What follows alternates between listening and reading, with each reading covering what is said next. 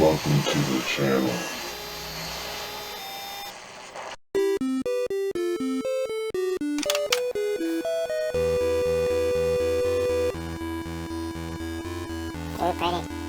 D64 screensaver. Yeah. If you want crazy things to happen, try 1, CHRN, 1, asterisk 100, go 1.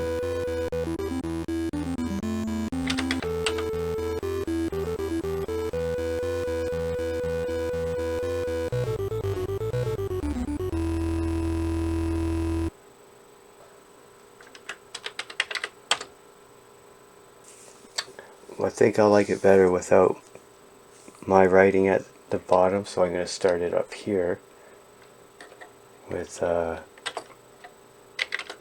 clear. There we go. Hey, it's covering the whole screen now that my type-in's gone. I like this one. This is something you'd see on a computer screen in the background of an old 70s sci-fi movie. Late 70s, early 80s.